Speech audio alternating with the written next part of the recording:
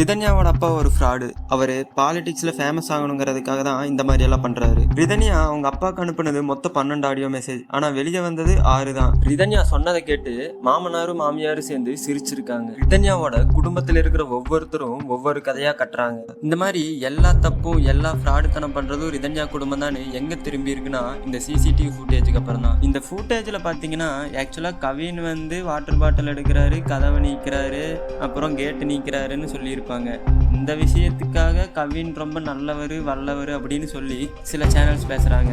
அவங்க பேசுறதுக்கான காரணம் என்னன்னு நான் இந்த வீடியோ கடைசியில சொல்றேன். எதுக்காக கவினை நல்லவர் வல்லவர்னு சொல்றாங்கன்னு உங்களுக்கே புரிய வரும். இந்த மாதிரி ரிதன்யாவோட குடும்பம் ஃப்ராடு குடும்பனும் கவினோட குடும்பம் தான் ரொம்ப நல்லவங்கன்னு எல்லாரும் சொல்றதுக்கு காரணம் என்னன்னு பார்க்கலாம் வாங்க.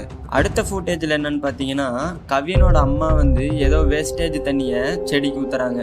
இந்த வேஸ்டேஜ் தண்ணியை ஊற்றுனதுக்காக ரிதன்யாவுக்கு வேலை கொடுக்காம தாங்களே வேலை செய்கிற மாமியார் பாருங்க, ரொம்ப நல்லவங்க, ரிதன்யா தான் ஏதோ தப்பாக முடிவு எடுத்துருச்சு, இந்த மாதிரி எல்லாம் சொல்கிறாங்க. இந்த சிசிடிவி ஃபுட்டேஜ் பார்த்தீங்கன்னா ஒரு ரேண்டமாக எடுத்த சிசிடிவி.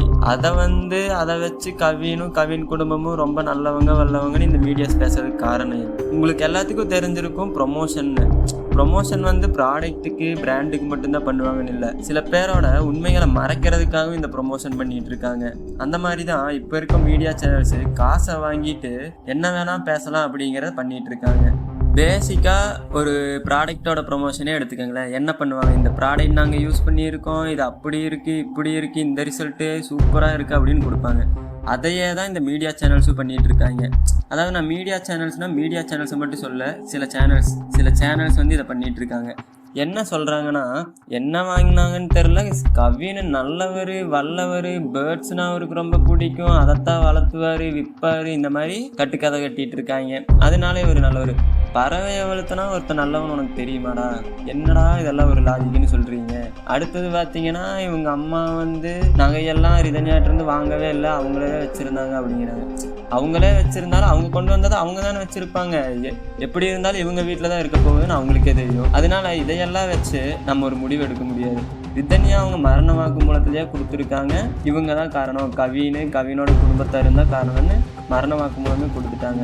அதுக்கப்புறம் காசை கொடுத்து இந்த மாதிரி பொய் கட்டுக்கிட்டு தெரிகிறானுங்க. கவின் குடும்பத்திலிருந்து இத்தனை பொய் கட்டுக்கதை கட்டியுமே ரிதன்யாவோட குடும்பத்திலிருந்து எந்த ஒரு பேட்டியும் கொடுக்காம இதுக்கு வந்து எதிராக சொல்லாமல் அவங்க அமைதியாக தான் இருக்காங்க.